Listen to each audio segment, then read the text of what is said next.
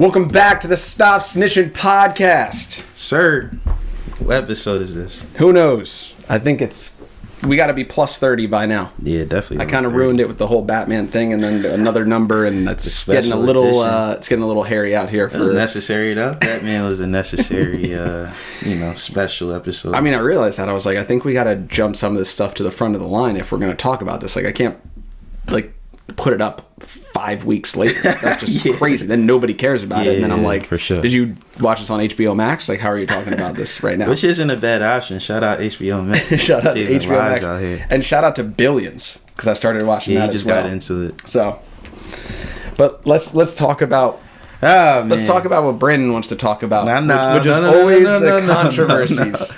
Nah. Actually, it sucks that we even kind of have to talk about it, honestly. Well, let me preface it this way first, because this was supposed to be our, obviously, like, Oscars reaction show, and then obviously the whole world turned into a reaction of the slap heard around the world, I guess. Yeah. That didn't actually sound like a slap. If you actually listen back to it, it doesn't even sound like an open hand slap. Like, it, I don't know. What? It's weird, bro. It doesn't sound like a slap. So you're still on the conspiracy train. It didn't sound like that. It sounded more like it sounded like he punched him more than he slapped him. It was weird. Yeah, Will Smith is a large man. I mean, I don't want to get slapped by him. Yeah. I think everybody knows, Chris took it on the chin like a champ, but definitely did. So you just want to get right into it? Go ahead. Got to. I mean, obviously, by now, unless you live under a rock, you know what happened. Chris Rock was presenting Best Documentary Feature, which went to Questlove. So I want to make sure that first we acknowledge Questlove. Summer of Soul. Did you watch Summer of Soul? Sure. No. You should. It's really good. What's it on? Netflix, I think.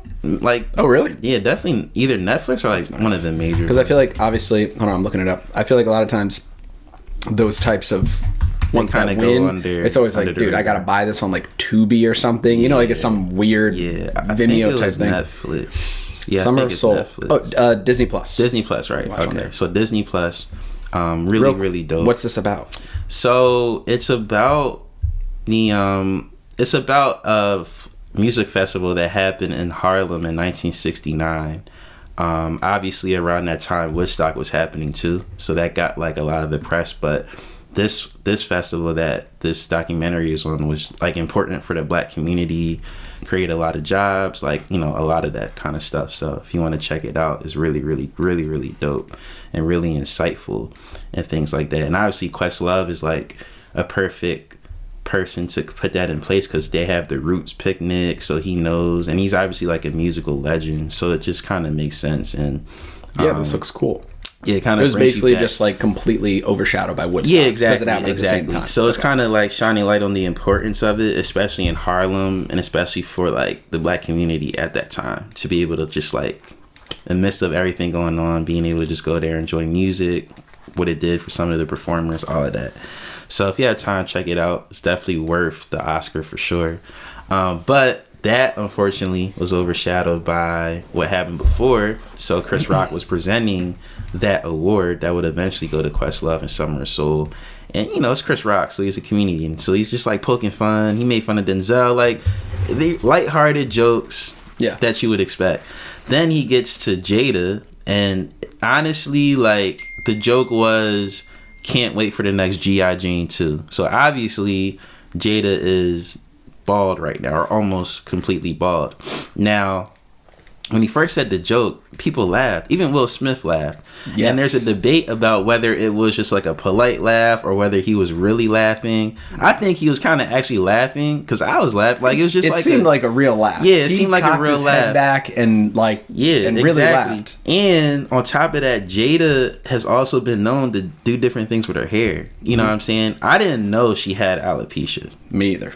She did. So I look back. She did announce it in like 2018 on Red Table Talk, but not everybody watches Red Table Talk. Yeah, you know what I'm saying? Watches that? Like, so you're not everybody's expected to know. Yeah. And this is this is a woman who is very beautiful, obviously, but she does different hairstyles. She's cut her hair before. We've seen it. Yeah. So it's just like a light jab. It wasn't really disrespectful in that way.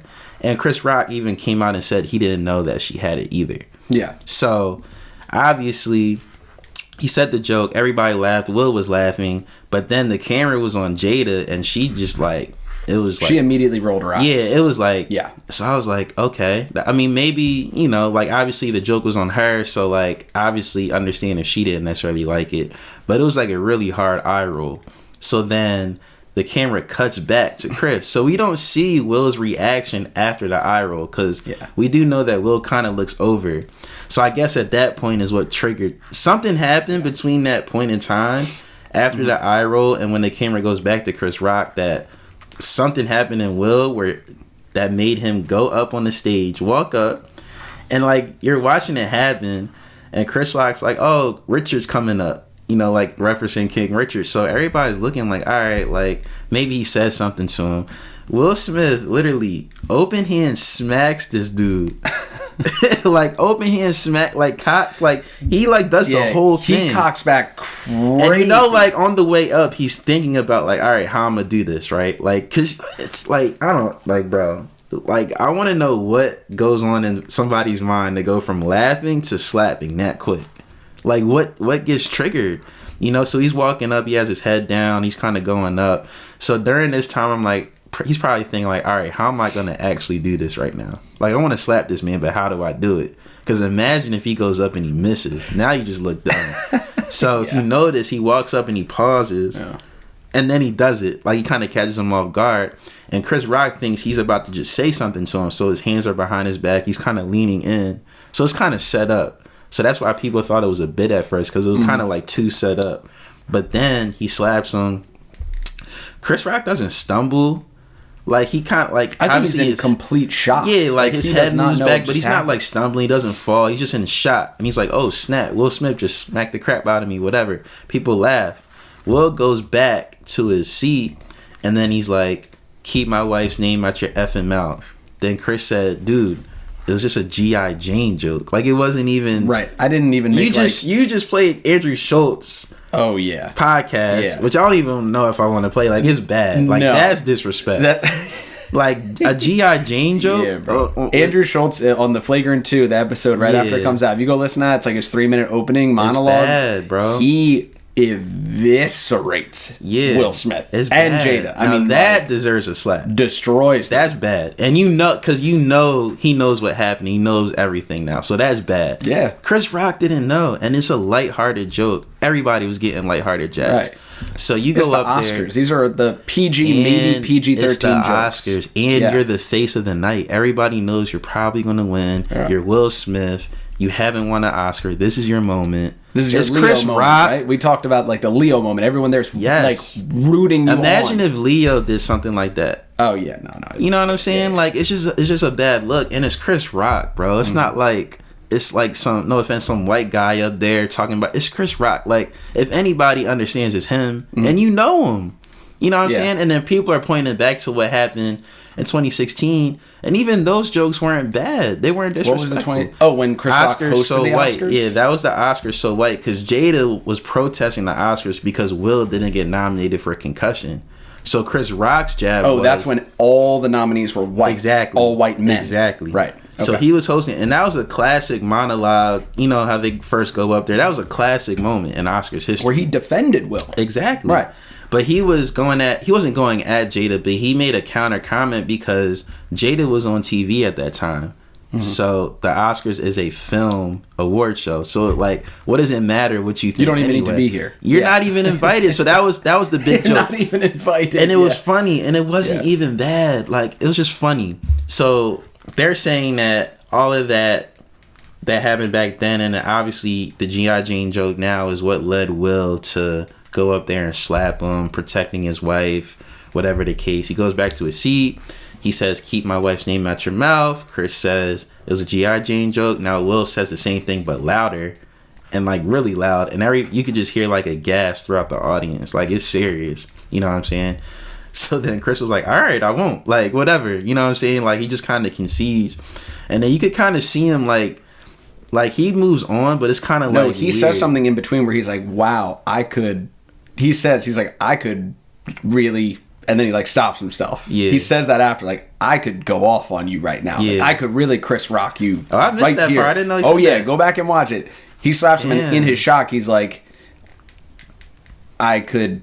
Okay, and he goes, I'm just got you. Okay. All right, and then we'll go back to this. Yeah. You know, if Chris Rock's saying that, yeah. he's ready, bro. Yeah. He's ready to go crazy, light it up, which is even crazier. So here's my thing, right? Yeah. That's the whole thing. Before we take any takes on this, this is what confused me the most, is that initially watching the video, I thought the whole, like, Jada, G.I. Jane, like, I thought that was just a shot at the quality of the type of movie that she's doing, not about her hair. That's what I took it as. I was like, oh, okay, so your husband is about to win Best Actor for portraying one of the most iconic, you know, parents in sports history, like this mogul, like, but not like it's a very unique type of person that he's playing, like, as Richard. LeVar Ball before LeVar Ball, but not like but you never even knew him. Like, you didn't even. He doesn't talk, right? It's all about the performance of his kids. It's all about the kids, and that's what I took it. I took it as a shot, as a joke at, like, so we'll see Will Smith winning this Oscar right now, and Jada, she'll do another flop. Right. That's what I took it as. I can see that. I guess no one else took it like that because, once again, red table talk. Who cares, bro? Like, who cares? Who's watching that? Like, is it? I'm sure the demo is not me. Yeah. But there's no way, if Jada Pinkett Smith is making an announcement about her alopecia, I'm sorry, who cares? Like, who cares? It's just not. That's not at the top of any list where it's like everyone here would be cognizant of why she's bald. Yeah, and she's been bald before. That's what I don't understand. Right. I'm like, so over time, that's where I'm like, oh, I thought this was a shot at her career, not at her disease, right? Like, that's how I initially took it. Yeah, that's why I was like, what? Strictly the bald thing. What? I just thought it was just like, you're bald, like, you know. Honestly, it's like, now looking on social media, there's obviously like so many different types of reactions. So if you're a woman, a lot of women, I won't say every woman, but like a lot of women are like, Will did the right thing, Chris Rock should have knew, because obviously if you know anything about, you know, award, like show programming, those jokes that have to be approved. Like, he can't just go up there and say anything. Written. Yeah. So a lot of people, which is a good point, a lot of people were saying, how does that get past the producers of the show who need to research these things? Like, you know what I'm saying? Like, which I gave credit to. I'm like, you know what? Like, if I know Chris Rock's going up there, obviously Will and Jada, it's a super sensitive topic. You're going to make a bald joke. You would think somebody would have had to know, like, had to have some type of inclination that she had this disease. Right. So they're saying, like, a lot of people are blaming, like, the producers, like, how does that slip through the cracks? Whatever the case. Honestly, like my biggest take on it is Chris Rock. You know, he's not going to be disrespectful, but he's definitely not going to be disrespectful towards you two, of anybody in the audience. Or if he is, it's a joke. Yeah. He's a comedian. This is why he's here. Like, what do you... That's what confuses me the most about this, is it's like, you're all in Hollywood, which, by the way, I'm sorry if other people disagree with this, but you're on the front row of the Oscars. You're nominated.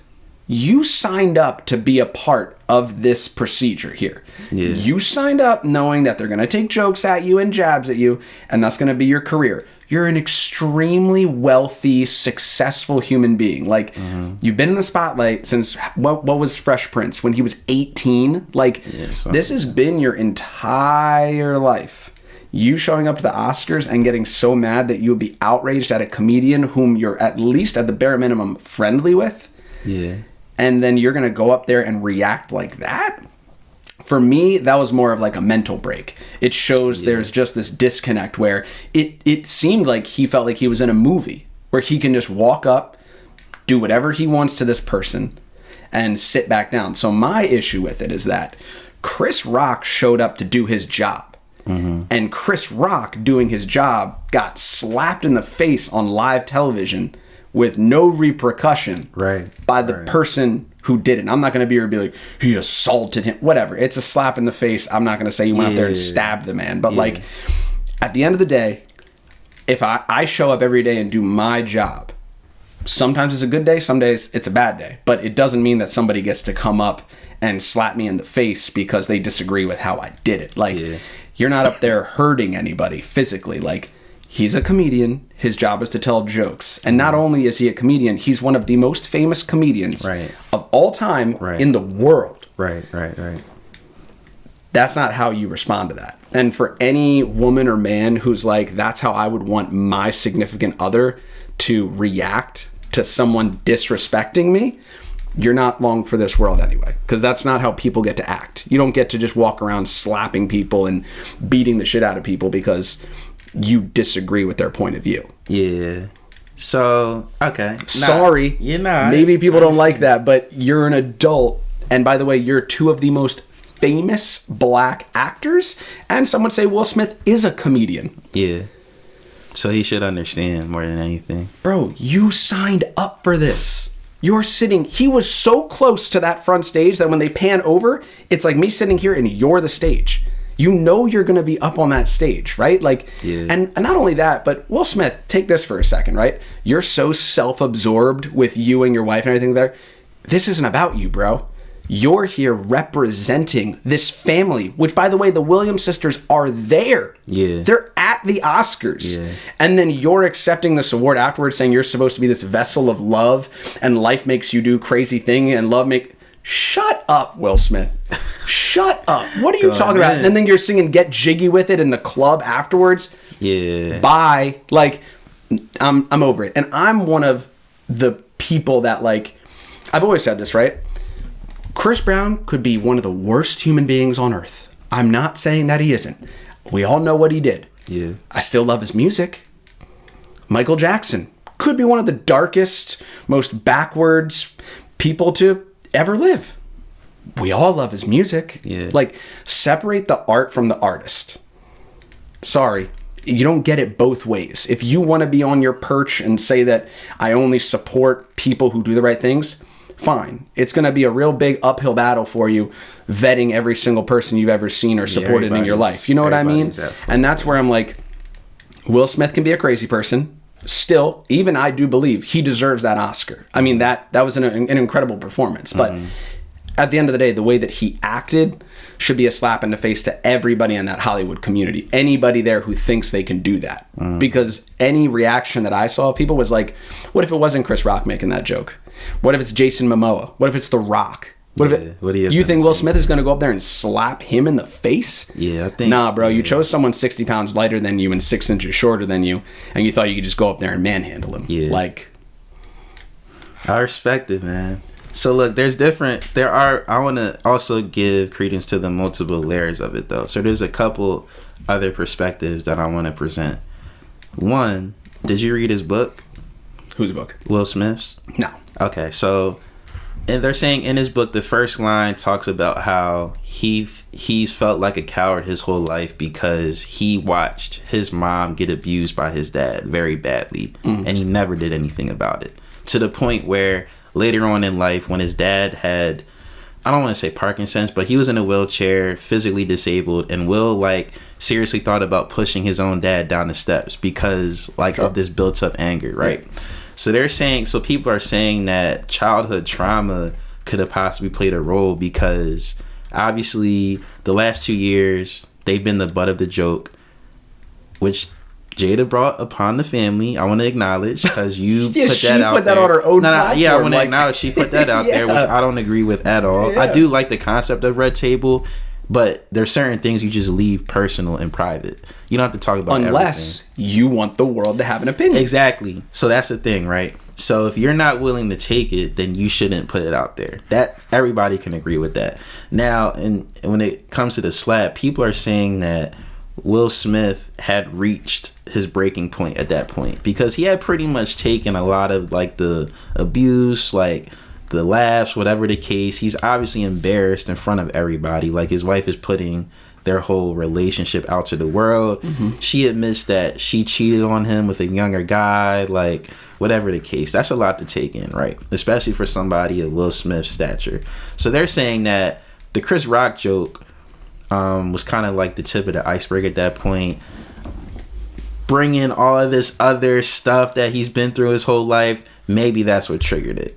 Now, obviously mental health is a huge thing right now, so I don't want to discount that. I don't know what that feels like, so I don't want to discount the fact that that could have probably played a role. Like, Will Smith was just like, F this, I'm tired of it, I'm just going, you know what I'm saying? Like, I just need to... He's going to walk up here and slap I'm just going to slap you, whatever. In front of the world. And if that's the case, then I can accept that. That doesn't make it right, but I can accept that that could be part of the angle when it comes to it, because like I said before, like this thing is so layered, bro. It's a moment we've never seen before in life. It's not, and it's totally out of Will's character. We've never ever seen Will Smith do anything like this. They interviewed his family the day after, and his mom was like, she's never seen Will hit anybody.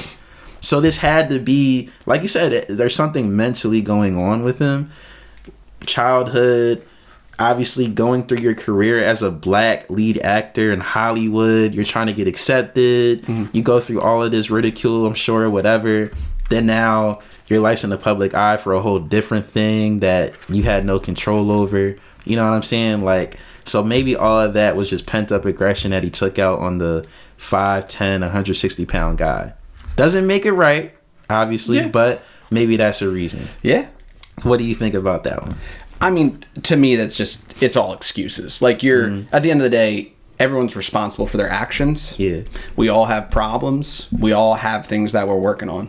You're still responsible for how you act and how you treat other people in the day-to-day. I agree. Period. I agree.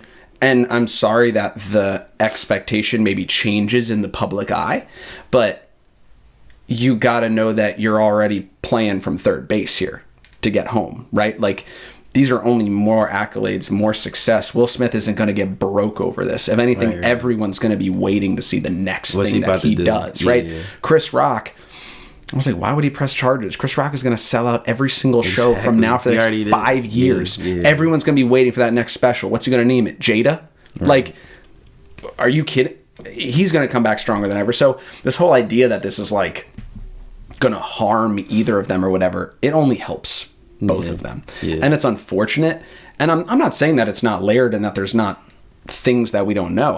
I'm positive of that. Clearly there's something going on that no one is aware of. But the idea that this is how reasonable adults react when they feel disrespected, I think what everyone's trying to do right now is we're trying to make rational thought out of an irrational decision.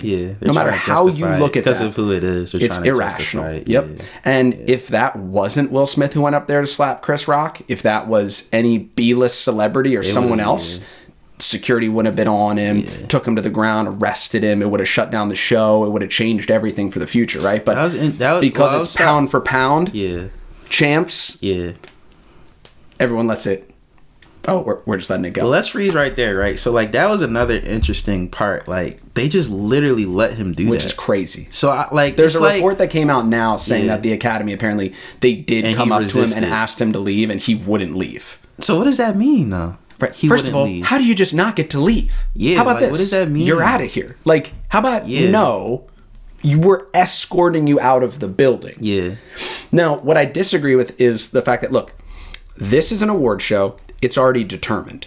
Just because Will does something like that, there's no contingency plan for, well, what happens if Leonardo DiCaprio gets up and shoots Denzel Washington in the chest with a gun on... So it's like, oh, well, then our backup plan is it's going to go to Jared Leto. It's like, that's not how it works, dude. Like, he was going to win the award either way. Now... It's just the biggest award of the night. Yeah, and for the Academy... Outside of Best Picture. Right, and I'm just like, so what do you want them to do? Like, you want them to take him out? Then the next award is the award for him. Right. And you just say his name and go to the next award. Like, everyone wants to hear what he's about to say. Like, if he's already here, we might as well let him speak. He already did this. Like, so show business. That's part of what I'm like, well, there's no way that they were going to just like kick him out. With that, so I saw 30 minutes left of the show. Like, what are we gonna do? I saw something on Instagram, and the guy was making the argument that Will Smith's privilege, based off what he's done in his career, allowed him to still not only walk back but accept the award get the standing ovation. They didn't, you know how sometimes they'll like cut your time. They didn't cut his time. So he was making they wanted every second of what he was about exactly. to say. So like he was saying that his privilege in Hollywood and his stature allowed him to do that, which is a good point. Of course it does. You know what I'm saying? Like it's a show business. So they're like, you know what? Like show business. That's a very good way to put it. It's just like it was kind of scripted too perfectly how it happened. It was literally the award right before the best actor. It just happened. Now he goes up and he has this visceral reaction and he gives this speech and he's crying and he, you know, you could go watch it, whatever. Like I don't know what to really say about that one. Like the speech, it's Will Smith, so he's always gonna say something profound. That was the cringiest speech. It was just like, it was such bull. Like and he kind of gaslighted. Like it's interesting because they had Jim Carrey. TMZ interviewed Doug Ellen, obviously Entourage, and they were like, "You're basically gaslighting using the protect black women moniker that is kind of gained steam to justify your actions," which isn't true. And then it's like, again, you go on social media, and it's like all these women are like, "Yeah, that's how I want my man to be," and it's like, right. So for one, you want people to feel... Is that how you want your man to be, or that's how you want your black man to be? Right. That's what I don't... and I'm saying that because I don't understand. Yeah. Is that what black women want from their black men? I think women in general want to feel protected. No doubt. For sure. Absolutely. That's how 100%. It should be. Now, that doesn't mean that, like, just because somebody may say something to you that you just go up and hit somebody. Like, there's different ways to resolve conflicts. And one, honestly, like, I've never been in a situation where I'm with my girl and somebody just said something. Like, it just doesn't happen like that. Right. You know what I'm saying? Not like, for normal people. Yeah, like, in regular situations. I feel like the only way that would happen, regardless of who you are, skin tone, where you are in the world, whatever, is like, you're drunk, you're at a bar, you're in a situation where it's already ready to spark, right? Like, you're in an environment where you know this could happen. You're not just in a Walmart. Right. Like, that only happens to Will Smith and Jada if you catch them at a Target in California and some crazy guy just comes up to them and says something insulting for no reason, and then you lash out because you're like, you don't get to talk to me like that, right? That doesn't happen to normal people. Even the likelihood of nobody does that, bro. If anything, people are like just clamoring to just like, they just want to show love. Like, that doesn't ever happen. But wait, hold on, because I don't want to get off this, because I need your perspective on this, because I don't know. I'm the same way as you, right? Any woman, girlfriend, whatever I've ever been with, sure, I've been in situations where maybe it gets a little hairy and you're there, but like, honestly, Adriana's more ready to punch someone in the face than I am. Like, and I don't like that. I'm like, we're not doing it. No. Like, we're adults. You relax. Right? Like, take a time, evaluate the situation and under any conditions, and make a better decision. So, what is your perspective on that? Because I see the same thing too. Who are we trying to protect here? Like, why is the expectation higher for black men but not white men, and black women are looking at this differently than white women? Like, where do you see that? Stop snitching. Okay, so now that I've had a second to figure out this question, because this is probably the best way that I can put it, right? You and I are both in the same place at the same time. Right? Someone comes up to you, says something you don't like about your woman. Someone comes up to me and says something that I don't like about my woman. We both react in the same way, whether that's slapping or not slapping. Why is there a different expectation? I think obviously there's like a lot of stereotypes that go in it, because unfortunately, when you're black, you're expected to be confrontational, just because I honestly don't know the reason. I'm sure there's a history behind it. I'm not prepared to like give that right now, but it's like, it just is what it is. Like, if you're black, you're expected to fight. Exactly what happened with Will Smith and Chris Rock, that's what people expected, and unfortunately they kind of played right into the stereotype, which is like everybody's issue, is that it was supposed to be an award show that was produced by an all-black crew, like, that celebrates everybody, but those were the highlights of it, and then you go up and slap somebody. So now it's like, now you give other people reasons to just continue stereotypes. So for whatever reason, black people are expected to fight each other. in conflicts, white people are expected to talk it out. Just the same thing in business. Black people can't work together. White people can. Like, I'm sure you've heard the jokes of like Jewish people being able to like start businesses and all this kind of stuff. Black people can't see. You don't like, let Jews don't let anybody in but themselves. Exactly. It's like either one side or the other, which isn't true a lot of times. Like, you know, just to be clear, that's not always true in general, right? So I think it's just stereotypical for whatever reason that people, like you said, if we were in that situation, people would expect me to slap somebody. People would expect you to talk it out. But if you know me, it's like, I want to talk it out. Unless you're like blatantly disrespect. Like, if it gets to a point where you're invading space, like you're blatantly disrespecting my girl, cursing at her, then yeah, we might have to fight just because. But like, when are we going to be in that situation though? You know what I'm saying? And where's your responsibility for putting yourself in that situation? Right. I think initially my responsibility, I want to handle it non-violently just because I'm not that kind of person personally. So I'm like, even if we got to talk it out, let's talk it out. If it escalates from there, then we might have to do whatever we got to do. But it's like my first reaction isn't to physically hit somebody. Right. You know what I'm saying? Like, I believe most things can be solved just by a man-to-man conversation. Wherever that goes is whatever, but like that's the start of it. So I'm not, again, it's just like, it's just crazy that was his reaction to that, to slap him. And like, if anything, it's like, take the joke, you know, you're gonna see him backstage, address it backstage, like, yo, what's going on? You know, she has alopecia. Like, give Chris Rock the chance to be like, oh snap, I didn't even know. And now either Chris Rock can address it. Maybe Chris Rock comes back out and says, yo, I apologize. Like, I didn't know. And or Will Smith, knowing you're going to win the award, addresses it there. Like, my wife has alopecia. I want to let it known that it's not a play thing. This is not something to be joked about. Me and Chris will handle this behind closed doors. Right. If he does that, I mean, imagine he's already the big winner, but imagine now everybody, like, you're talking about protecting black women. Yeah, that's how you can protect your black, or just your woman, like standing up in front of the world and saying, this isn't going to fly no more. We ain't going to handle it ignorantly, but we're going to have a conversation about it, man to man. It's a great point. That's more of being a man than going up and hitting somebody. And now you're like, you look like a fool. Jada looks like the person that manipulated it. Chris Rock is now the man that was slapped for doing what he does, and it wasn't even disrespectful. Like, now it just spirals out of control. People, there was like some amazing, incredible winners on Sunday night that nobody's talking about, unfortunately, because you decided to do that because you wanted to be violent. Like, violence is never the answer. No matter what, it's never the answer. And his reaction took away from any message, anything that you tried. He Nobody became talks a hypocrite. About it. He became a hypocrite when he said that speech, and he said, "I believe in love, treating people the right way."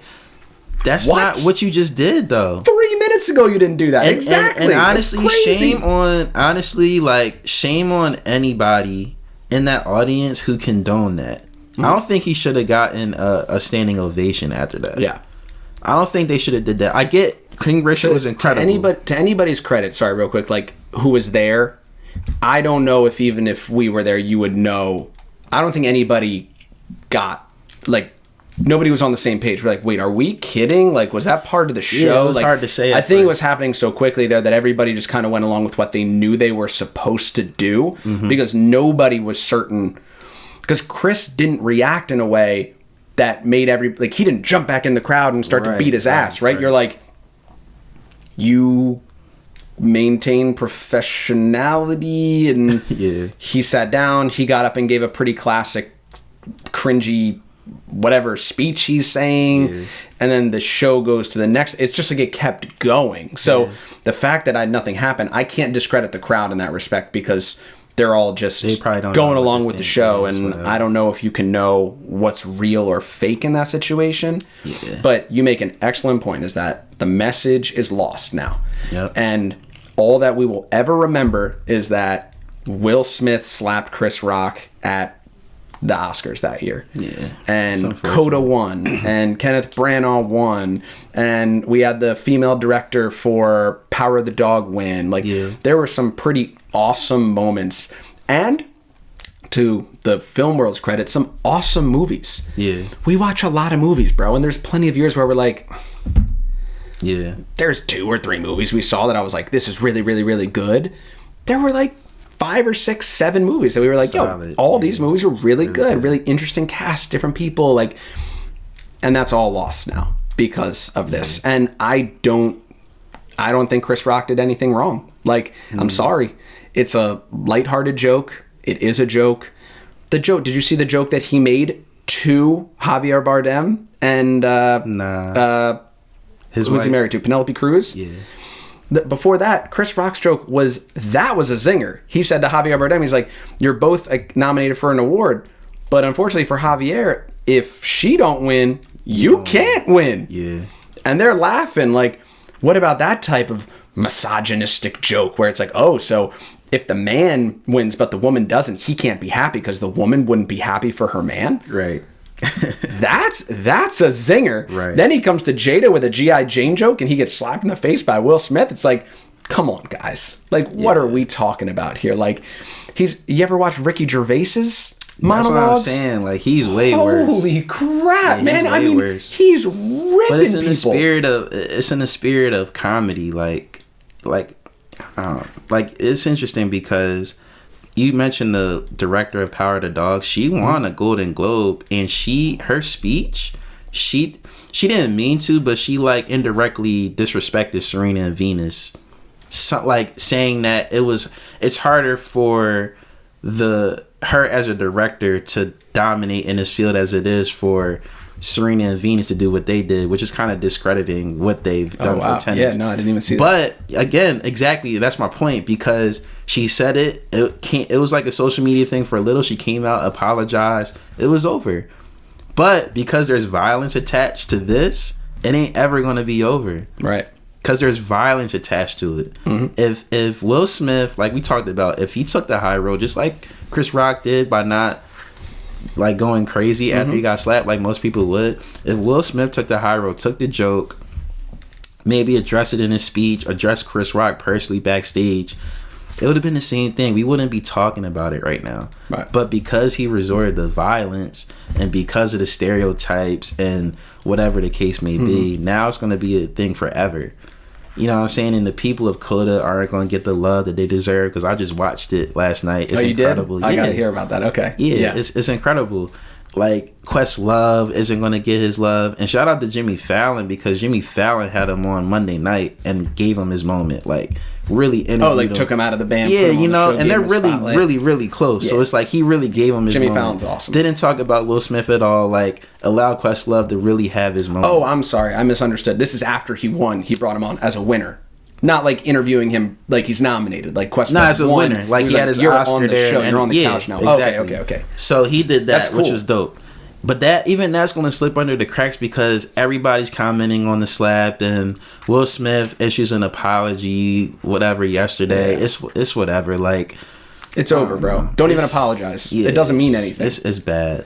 But again, like, I want to reiterate, like, that doesn't mean that any of us wants like Will Smith to fail and not be Will Smith. Like, we all know who he is, and hey, you know what?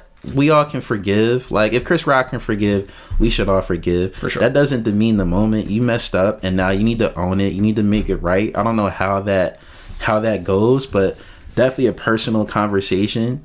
Maybe you guys come out with a joint statement together. I know they're going to do another red table, whatever, that they're going to talk about it. Yeah. Maybe the right thing to do is to bring Chris Rock on. Like, that would be good. Like, that would break the internet. You know what I'm saying? Yeah. That would be good. Like, address it, you know what I'm saying, and then have it out, leave it there, and then now everybody can move on. And the thing that you said before is that it's good for everybody, because now Chris Rock's selling out. Now we're all going to be waiting for the red table. That's going to go crazy. 100%. Yeah. Whatever Will does. I want to go buy tickets to Chris Rock's show. Yeah, now, like, right? you want to see it. Like, him and Kevin Hart are going on tour this summer. That's going to be crazy. You know what I'm saying? So, because of the world that we live in, no publicity is bad publicity at the end of the day. Like, these guys are still going to be well off. Chris Rock is going to have even more fuel to his fire. Yep. Will Smith's going to have even more fuel to his fire, that whatever his next project is, it has to be crazy. It has to, you know, kind of nullify everything. I think and this is the last thing I'll say about it. I think Jada is the one who's getting off. Like, yeah, she's the one that's getting off. But honestly, like, and I love Jada, but if she didn't do everything that she did beforehand, none of this would be a thing, bro. If you think about it, if she doesn't go on the red table and openly talk about her marriage to Will Smith, which clearly Will didn't want to do. Like, if you remember, right, he's sitting there just like defeated. When they sat like this face to face, Will looked dejected. Yeah, because it's almost like he had to, because you already put it out there. So now we have to do this, right? And now you're embarrassing the both of us. Like, if that never happened, none of this would happen, bro. Yeah, and that's where, you know, I guess I don't look at Jada as being like a mastermind over this. Like, I don't know. I just don't want to believe that anyone is that like I don't know, evil to like try to put her own husband in that situation to do that. But I just think that. But there is accountability there that the public is not putting on her, and that's what I don't understand. And that she's not taking that. She's acting like she has nothing to do with any no comment from her. No, it's the comment, but she put up an Instagram like, now is a time for healing. Like, what does that mean, my God, bro? Right. Like, and again, like, nowadays people hide behind these kind of things. Now is a time for healing. Like, some trope like that doesn't mean anything. Like, you were wrong for doing what you did. First of all, you cheated in your relationship. That was wrong. You put it out for the world to see. That was wrong. You embarrassed your family. You embarrassed your husband. You know what I'm saying? You made him come on and have this interview, and which he basically had the core. He had to say, Jada, you cheated. She was like, entanglement. What? Right. No, you cheated. Exactly. He looks at her. He's like, you mean a relationship? You cheated. Yeah. You cheated. That's she's like, well, I mean, she tries to justify it, and then it's like, and then you go on the award show, and then you roll your eyes, like, act like you've never heard a joke before. Like, come on, bro. Yeah, man. Like, I get it. Like, you're like, and I want to make sure, like, alopecia, a serious thing. Like, sure, absolutely, nobody 100%. is discrediting how serious alopecia is, but don't act like you're all innocent in all of this. Like, you need to say something too. You need to own up to something, because now you got your husband feeling like he has to go up there and hit Chris Rock because he's obviously failed to defend your honor the past few years or whatever. So now he feels like he has to go up there and do something that's totally out of character for him. And you have to take accountability. And it's over decisions that even when you watch Jada on that Red Table Talk, she says in that interview that, like, it's decisions that she made because she's the one who gets to make decisions about who she's with and sleeps with and all this stuff. So it's like, all right, well, this never had anything to do with Will anyway. Yeah. Because he doesn't get a say. They're in an open marriage. So she does whatever she wants to do. Exactly. She can do this. So you don't get to come back now and be a victim about this. You opened up about your story on your platform. You had the ability to get everybody the information the way that you wanted it to. And now you're the victim of your own story? Yeah. Come on, man. Get out of here with that. But I think the real issue is, like you said, one, I think it shines a light on, we look at all of these, what we would say probably, right, primarily liberal, progressive celebrities that are supposed to be here and fight for the rights of the undervalued. And we spent all the last years over the Harvey Weinstein and the women and the sexual misconduct and these allegations. Yeah. But these are the same people, unfortunately, that now Will Smith represents as being this progressive liberal elite that will stand up there, and when they're mad or they crack, they go right to physical violence. They go to aggression. They're all these morals and his BS YouTube channel of striving and working and grinding and and being the best person you can be, whatever. Like, that all goes out the window because now, like you said, you're a hypocrite. Like, and I think that's what's even more troubling about it is it's like, so what is the standard? Yeah. Well, I would say that he's a hypocrite in that moment. Like I said, I think down to his core, Will Smith does truly believe and represent those things that he puts out there to the world. Like, this is the first time we've ever seen him do anything like this. So I don't want to, like, condemn him, like, to the point where, like, he can't do anything or he's not valid. Like, but in that moment, you didn't stand on the principles that you teach us, and you have to own up to that part.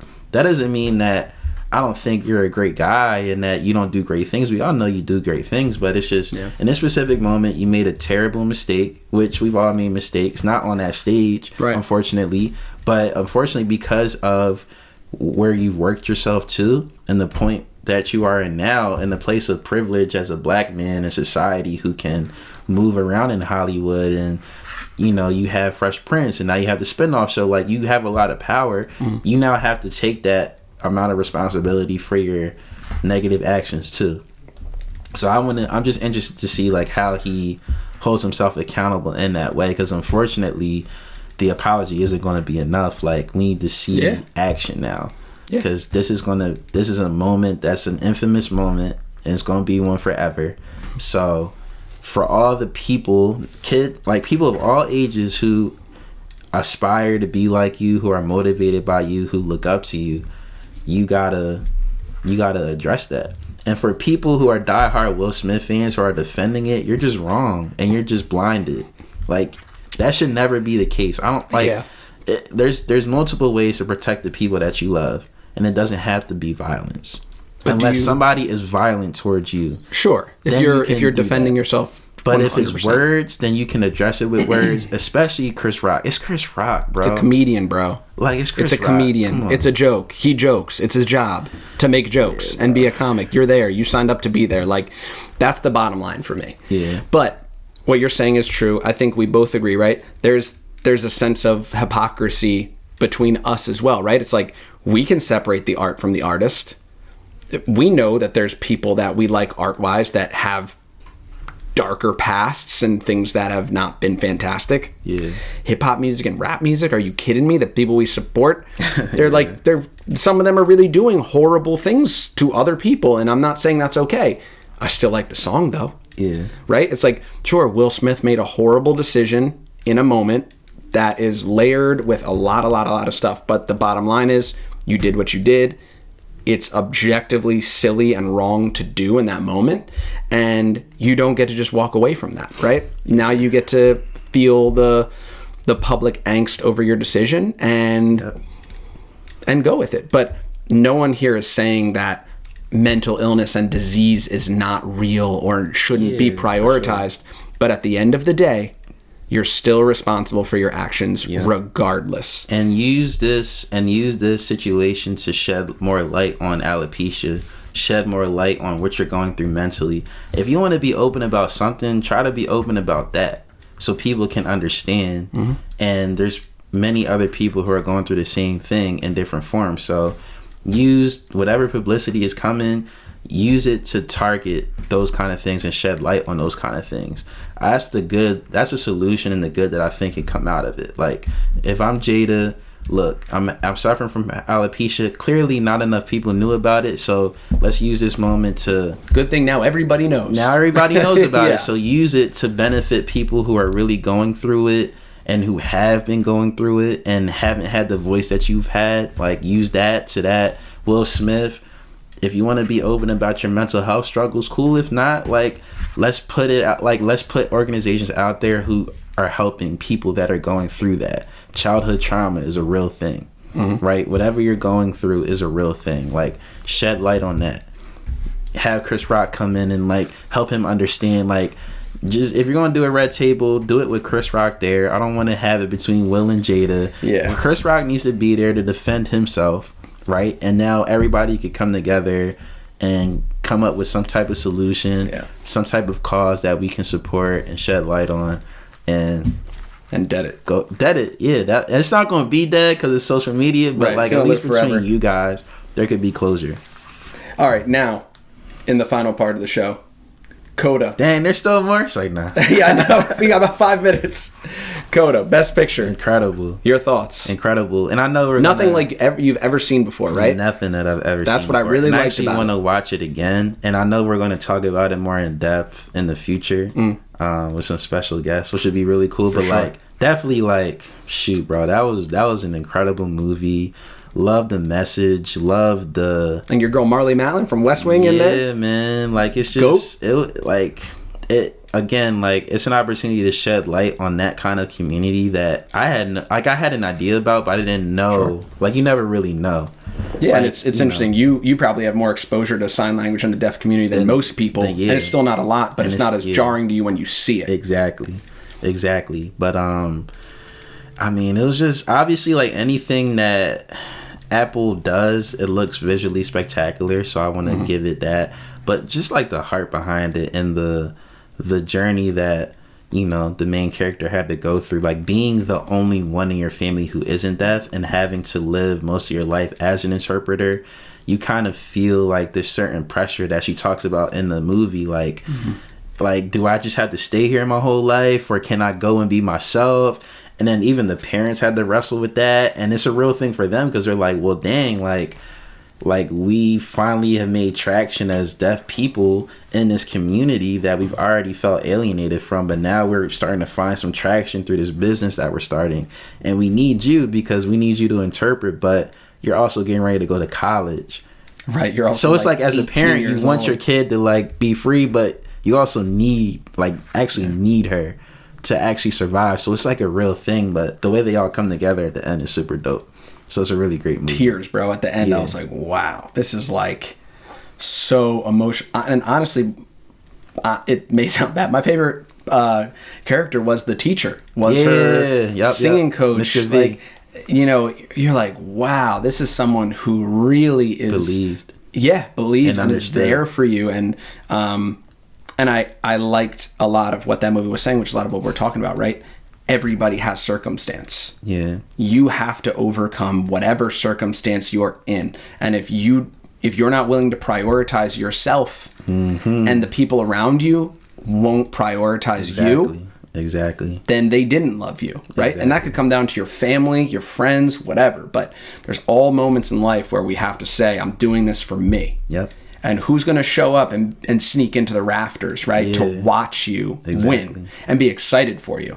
Those are the people who are really in your corner. But it's harder under these specific circumstances because it's a lot of what people don't understand, right? It's like there is no, you know, I liked watching the movie because growing up, obviously I had my mom who is in that world, but you don't really know even when you're 16, 17, 18 when your parents are fighting or when when their marriage is struggling and when things are not up, but they look up to you because your parents, let's say for the most part, are always going to try their best to give you at least a decent circumstance to be living under.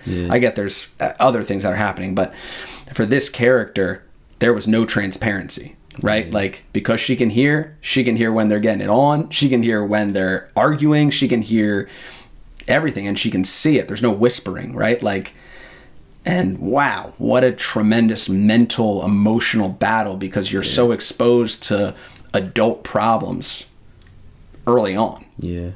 Kind of grow up really fast. I think the scene that stood out to me in reference to what you're saying is like when they're in the hallway and then the guy that was interested in her is like, you know, I'm trying to talk to you. Like he was kind of trying to act like her life was all good because she has the house and whatever. But she's like, you don't even really understand like what I have to go through because it looks a certain way. But it's like when you're actually in a world that not nearly 99% of other people can't possibly understand, like there's an amount of pressure that builds on you that it's hard, man, because you got literally, like you say, you got to make a decision on, am I doing this for myself or am I doing this for my family?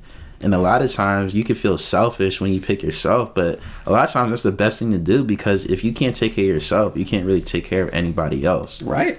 So it's like that movie was incredible for that. And when people make the best independent choice for themselves, a lot of time it makes the group better. Because it makes everybody rely on their strengths to push themselves forward. Yeah. If you're always relying on the group, then you're one big unit. There's nobody else gets to grow. Right. Sometimes the group can stay stagnant, and it felt like the family was really, you know, accelerating into their lives. Mm-hmm. But maybe the group was, but the brother really wasn't. Mm-hmm. The daughter really wasn't. The mother really wasn't. The father independently, they were becoming weaker. Mm-hmm. But the group felt stronger. That's what I kind of liked about it. It was like, oh, they're kind of all branching off, though, as the success comes in. Mm-hmm. And they think they need the daughter to keep it all together. But when they realize that, oh, no, her being her best self parlays into all of us becoming stronger individually. I was like, oh, that's just a good message for anybody to see. Yeah. And as she embraces herself, she embraces the interpretation more, which is what gets her into the college, because she's able to sing and interpret in that way.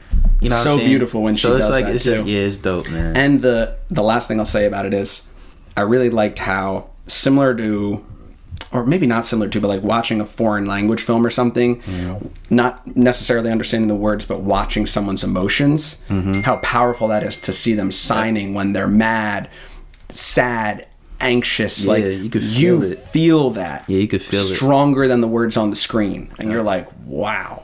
Like they're really, really upset. We hold back so much sometimes because we can talk to each other, I guess. Then you have this way of kind of holding back, and you can kind of get around it. But so much of that emotion on their face is a part of that, is that you're like, okay, there's no gray lines here. Like, we know exactly how you feel right now. That's it. Yeah.